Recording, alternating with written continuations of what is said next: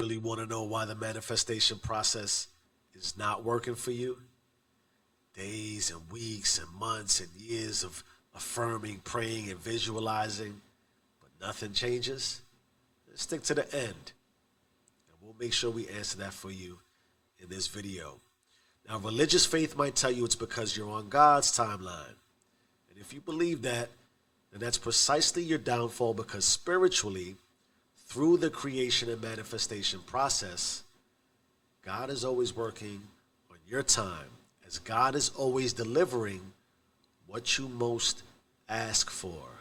That is his promise to you as a soul with free will. Translation: the more you're being who you're manifesting, the sooner you realize what you are most manifesting. That, of course, includes as soon as right now. If you didn't know, the delay in the manifestation process is tightly aligned to your state of being. Now, time is, of course, relative, but let's use the measurement of a standard day to exemplify this in who you are really being.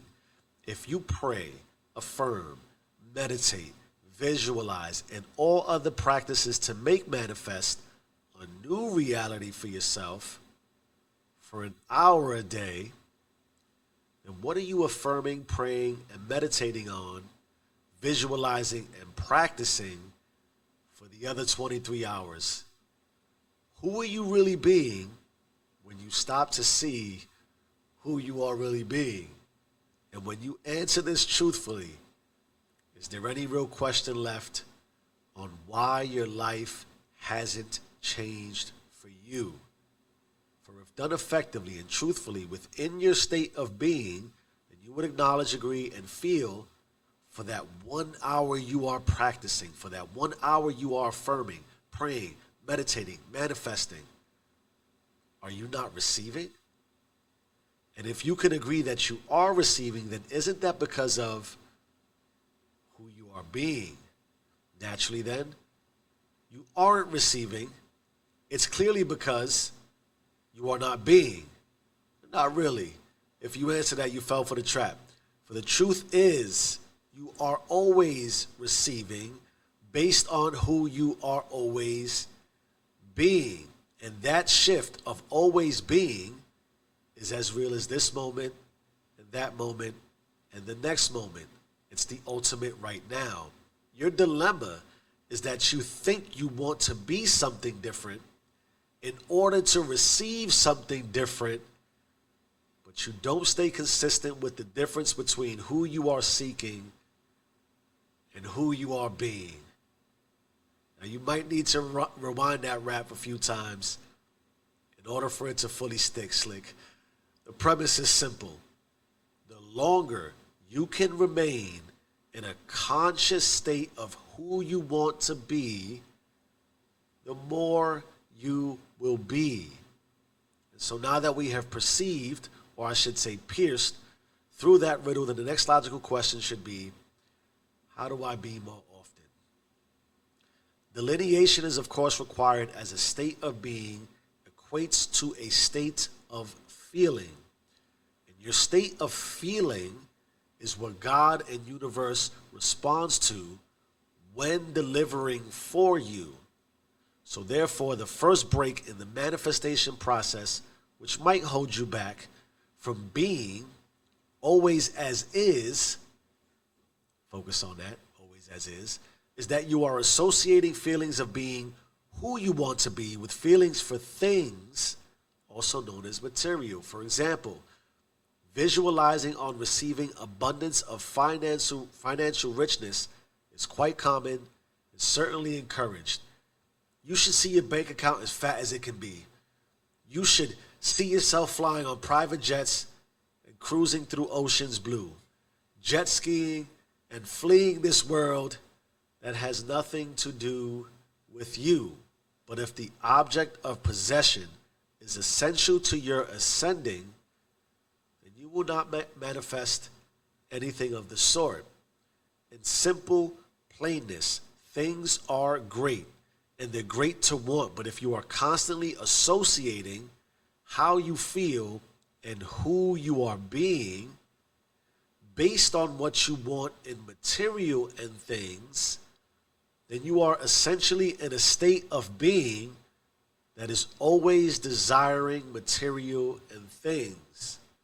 And therefore, God and universe will leave you in a state of desiring and wanting material and things. The thing doesn't create the feeling. It is the being that creates the things you are feeling for. Material is a result of you being the manifestation of the being that has all these things. This is why you affirm to believe you already are and everything else follows, because you are as if. You are as if. So how do I be more often seems to be what is eluding us. If you truly practice being, usually in a controlled setting, shifting, sitting, visualizing, writing, acting, and on, then at some point you should absolutely feel what the life you want to feel like would feel like. You should feel yourself not becoming, but already being right in the middle of your chest, which is your heart, because that is where you feel the feeling of being. So what you have to do is take the feeling of being with you everywhere you go, all the time, as if. Now that doesn't mean the literal feeling in your chest feels the same all the time. This is life after all. That doesn't mean that you will receive all the things as expediently as you might want it, or maybe even deserve it. That doesn't mean you won't suffer through feelings of loss, pain, and doubt. That doesn't mean it will go precisely how you visualized manifesting it. What it does mean, though, is that when you feel as someone you don't want to be, you can still feel like the person you want to be, because the person you need to be in order to be the person you want to be is not devoid of emotion.